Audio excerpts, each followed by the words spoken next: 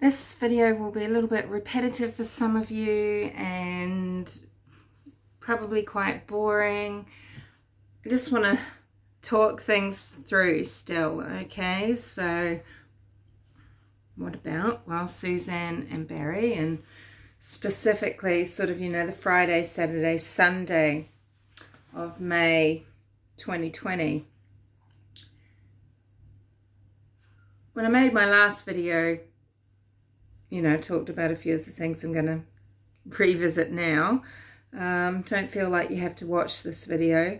I had read Jason Morphews' letter then, but I hadn't been intending on talking about it. And I'm only going to touch briefly on that right here in the beginning, just to give you a small opinion on it.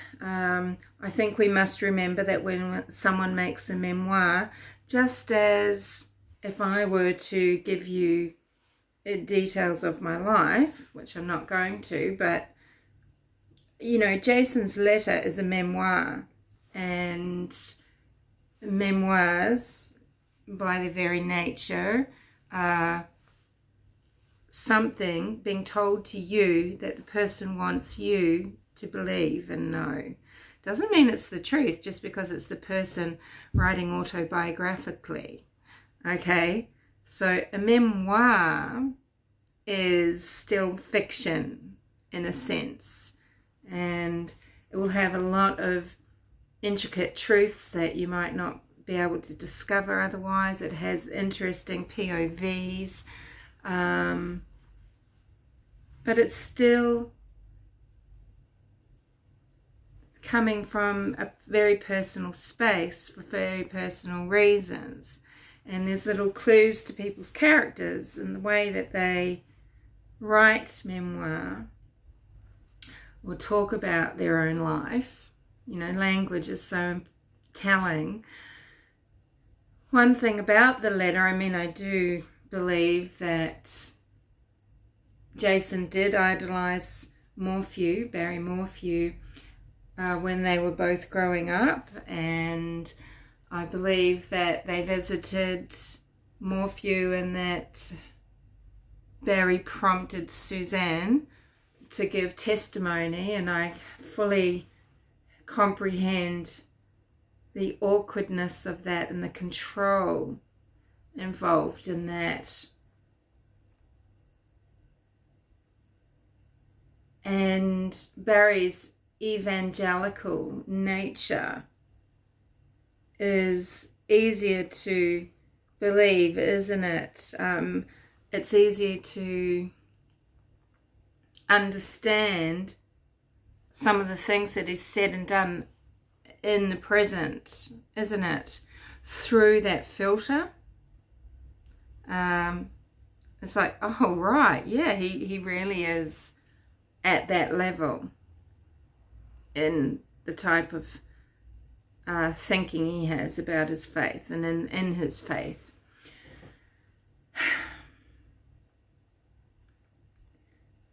Jason didn't need to explain things in the way he did when he says, you know, we visited the compound, Barry's compound. I mean, this sort of seems like a term that might be used in these very closed families, these very protected families where there's a patriarchal hierarchy. It gives a certain feel, doesn't it? But this was Suzanne's home. This was a wooded allotment. The home nestled beautifully in it, a place for her, a sanctuary, maybe a prison. But I found that interesting, rather than just saying, and then we did all go to the Morphews home. It's Barry's compound, and not only did they get led there for the visit, they followed Barry in his Porsche Cayenne. And then there's the virtue signaling of Jason about how, you know, he doesn't know anyone else that has swung from here to here. Well, people who tend to be boots and all in whatever they go into, and I'll tell you about someone in my life who does that. well, of course he's gone from one extreme to another. He should recognize that that's sometimes what people do. They're extremists, and they fully commit. They don't know a moderate way of being. Look, I like activism. I like peaceful protest. I am disgusted that there hasn't been a shitload of this going on throughout the last couple of years. So it's not that, but there's, this virtue signaling and this putting down of Barry's taste and ambition. There's a lot of juxtaposing of himself and Barry that doesn't need to be going on really to tell his story. So I don't know what to make of that, but I think what it does do is make me wary about Jason's judgment of what Barry is capable of. Now, I know that there's people that are so righteous, these righteous people, they are right under Christ. They do the most terrible, atrocious things. They rip people off. Indeed, Barry was a grifter. But it is still rare that they will then commit murder. And this is what you're trying to work out, is, has Barry committed murder, or is he just in his evangelical intense belief, and in that belief that he is special, does he feel that God, there's been this act of God, that an act of God has taken Suzanne from the earth to save her from her suffering in the afterlife, that she, suffering in this life, and the pain she was causing to him and the family, in her sinning. Does he think it's just some sort of act of God? He really would believe that God moves through people and through situations in life, right? He's a control freak, possibly. So is he punishing Suzanne, on the Mother's Day, right? Just purely wanting to leave her alone, really alone, and somehow try and make that mean she misses him sort of when he comes back, or is grateful that he's returned home. AK Rocks is wondering what, if anything, Barry drops into a kitchen drawer. I mean, okay, was it her key? Did she have only one key to her Rover? But did he did he want to take away her opportunity to leave the home on Puma Path in a car? Did she put her, I think because the car was in the garage, it's possible she would leave a purse in there, especially if it's just sort of the things like, she doesn't seem like to me, like someone that's carrying around things that she would want to have all the time. I feel like there would be a purse, there would be simple things, not like a whole load of, oh, my best makeup's in there, I must bring that back into the house. I feel like she would just leave a car with the purse in a car because it's in her own garage, secure. But, did she throw her purse in there? Was she looking through it going, well, where the hell is my key? And then would she not give Morphew the satisfaction of contacting him saying, have you got my key? Right? But that is kind of weird. If he did that, would she not have contacted someone, or even her elder daughter Mallory, or her friend Sheila? I feel like if it was the key, if he isolated her in that way and she couldn't leave in her car, she would have contacted Sheila at least to say, this asshole, he's even taken my key because I can't find it. I feel sure that he's done it. Because I thought, well, that might be a reason why she's hopping on her bicycle. Okay, because we've got to think about the Wi-Fi situation there. How is she going to watch this wedding online? Sorry, I'm starting to jump around a bit more than I wanted to do. I didn't want to do this. Because we've got the wedding, we've got the coffee cup, we've got the plates, we've got the car, we've got the prints, we've got the camelback, we've got the blue shirt, we've got all these sorts of things that I wanted to talk about. If this, then that. Okay.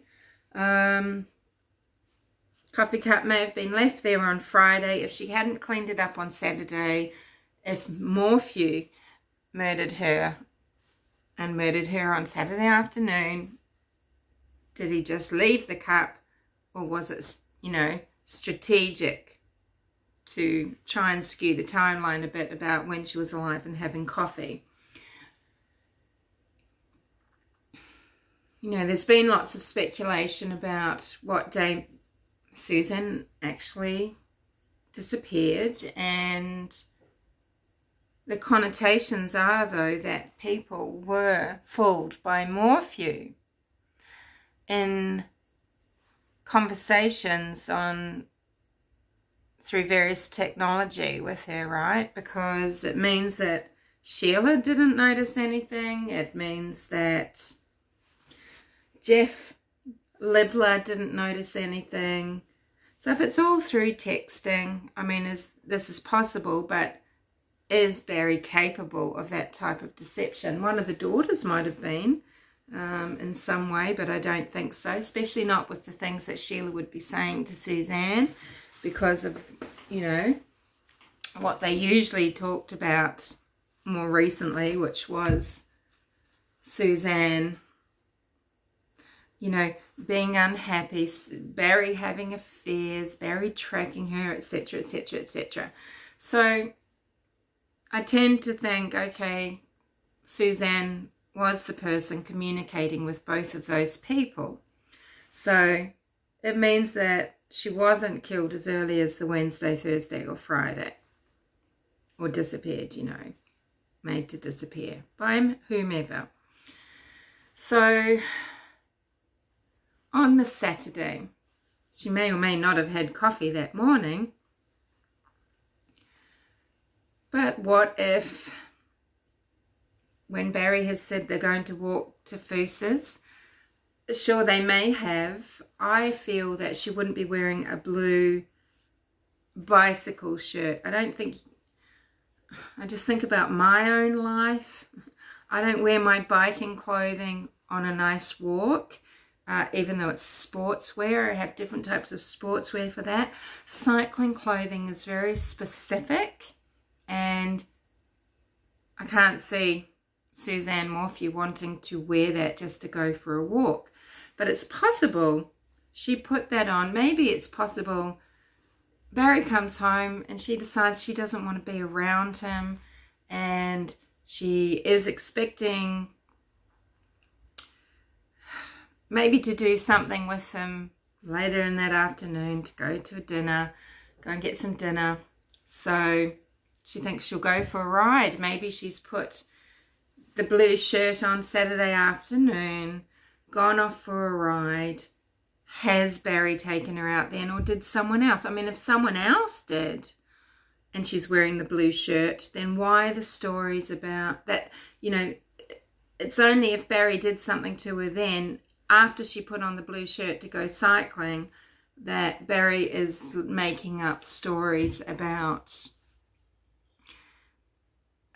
you know, eating a steak together, sharing a plate, having a nice evening, you know, a bit of a cuddle, naughty cuddle, and then off to sleep, right?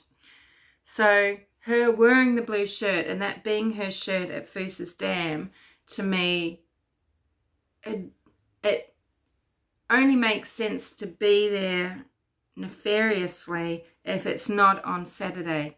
Even if she did go for a cycle on Saturday afternoon, Barry wouldn't be making up the story then, unless he thought he's using this to his advantage because he thought Suzanne disappeared. But why is he saying that she was there in the morning on Sunday morning, right? Okay, so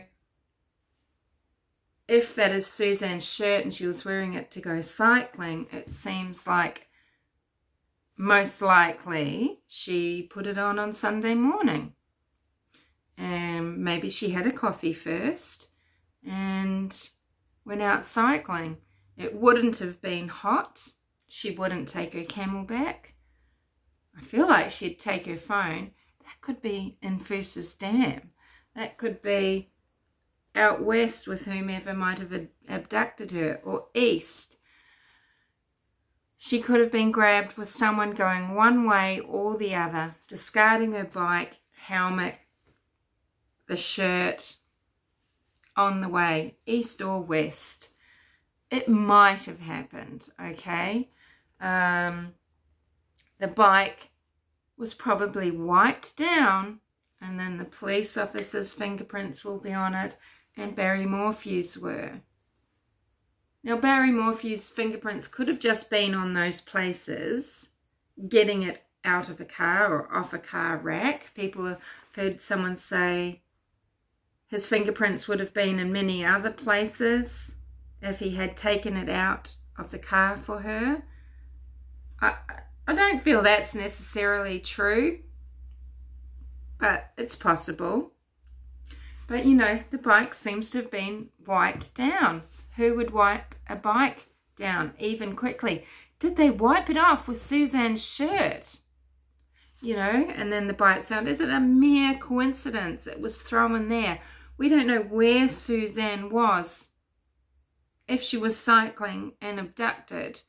She could have been coming down from Monarch, abducted, shirt, helmet, bike as someone went toward Salida. Or they could have been going out west. I think I read or heard somewhere, it's not actually true, how it was said about Barry going left that day. I don't think that's a given either. I'm not sure. I need to go through and reread the affidavit again. I get a lot of migraine headaches. I haven't been able to indulge in my passion of reading. I enjoy reading, mainly fiction, you know, but reading papers, learning, etc. And even wearing my little glasses. I've just got really, I don't know. So how I went through the affidavit was thanks to Mummy Rambling's blog, who I know there's a lot of shit going on about right now, but there's some things that Carolyn is talented at, okay? Sure, number one is drama, and hysterics, sometimes for reason. I think she's not, anyway. But one thing she's talented at is she gives a good dramatic reading. So that was 9 hours of reading. It was a marathon. And it's really useful though, because if you, I'm better, I devour so much content. Sorry, I'm rambling on so much, aren't I? I want to devour so much content.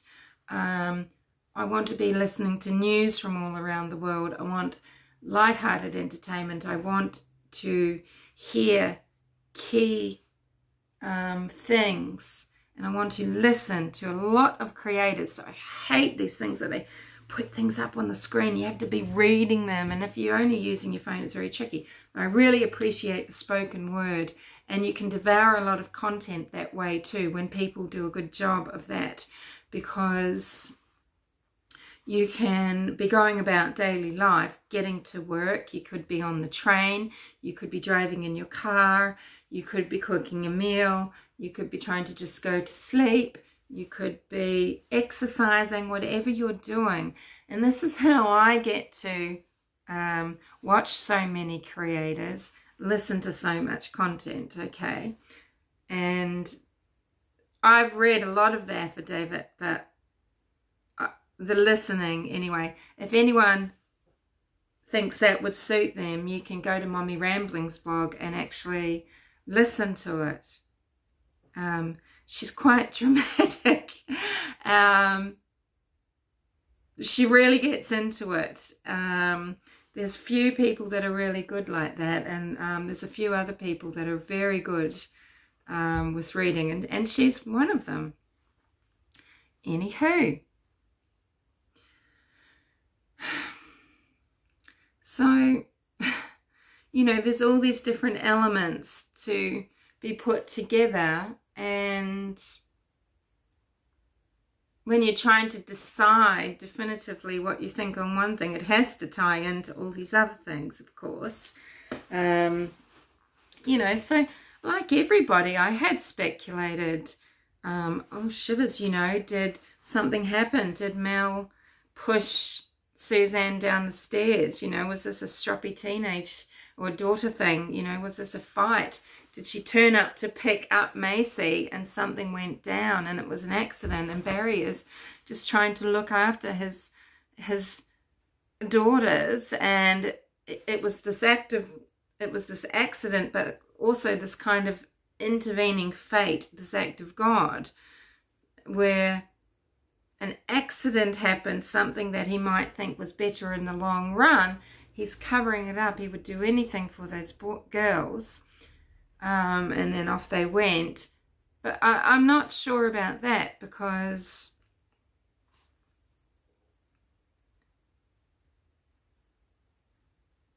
the police were in the house for so long, forensically. I mean, they don't seem to have done a very good job forensically in other aspects, right? You know, sure, Kovacs went to Broomfield Holiday Inn Express, but 3 weeks too late. And, you know, these were all things. Remember when we were first talking, oh geez, years ago, 2 years ago, saying, okay, well, you know, they would have done this, they would have done that, they would have gone to where Mallory and Macy camped and spoken to people, they would have tracked their vehicle, they'd see them at gas stations and things. Did they have anything odd with them, you know, and not return with the same things, or did they actually go with it? You make, you know, they've gone to the RV park, they've got in every single name, every single vehicle, motor vehicle license plate, etc., etc., all these things. And of course, you know, when we assume, make an ass out of you and me, and we just assumed that an investigation was carried on. I mean, sure, at first they could have been looking at anything. The excuse could have been, they could be looking at a runaway wife, you know, just, you know, an argument, etc. It doesn't make sense, though, because they did assume from Dot, apparently, that things were dodgy and that they suspected Barry Morphew. They suspected foul play. But they didn't seem to be able to follow this up. They just like to do a lot of intimidation, you know, sending 6 FBI female officers to Maysville at one point as if they were going to make this big arrest, which never happened, as if they're going to intimidate Morphew into making a confession.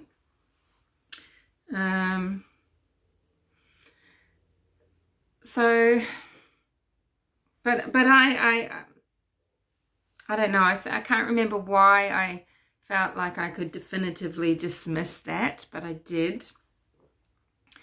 But it might, you know, might have explained sort of a few things, but I don't know. So, did it happen on Thursday, Friday? Well, I think, you know, is Barry good enough? Or are people just so disconnected enough? I mean, people were disconnected to the point where they really didn't see Suzanne clearly. They didn't understand what was going on. They had no idea what she was capable of. And also, they didn't take the cues. Yeah. Melinda just dismissing the text when Suzanne did reach out a little, oh, well, I'll pray for you. So,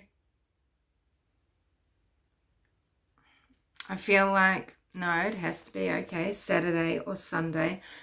And now from memory again, I'm thinking, well, weren't there these things happening on the phone that might only have been Suzanne, but of course they could have been Barry, and he could have had control of her device. He could have been changing her passwords, I guess. I don't believe the phone has been found, and I think if Barry is innocent, I think he is looking for her phone. I think he's been looking for the phone in the creek, looking in Foos's Dam, maybe. I don't know. I think that's what he was doing when Tyson Draper came across him and he was wet and red and exhausted. I don't know. I don't know. He could have just been, yes, if he's guilty, he could have been looking for something because the police were coy about what they'd found.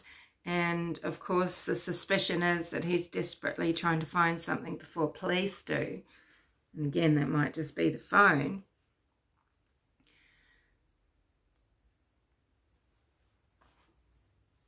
But, you know, when you think about,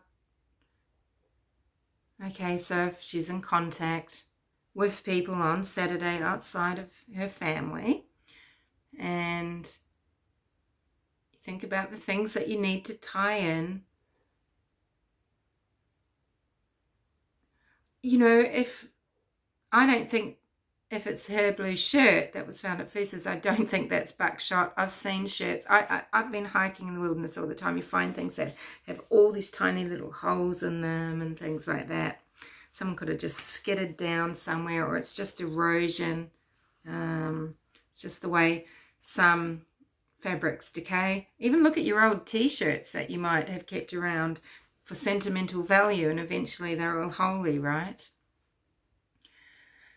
So it's not necessarily her shirt, but if it was,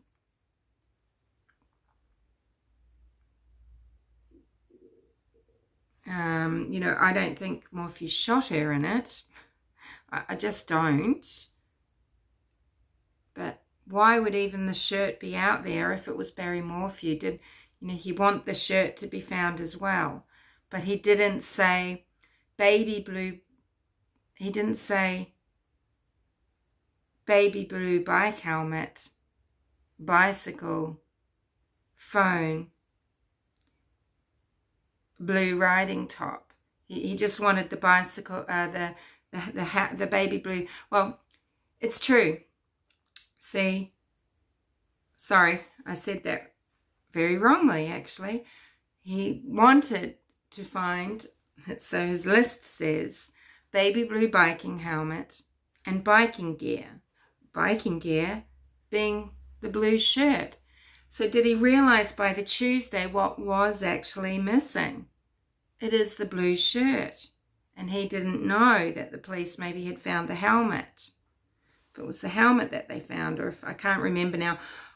I used to know all these details because I haven't talked consistently about Suzanne Morphews' case for some obvious reasons. I am now forgetful of details, and normally everything is just in here like a vault.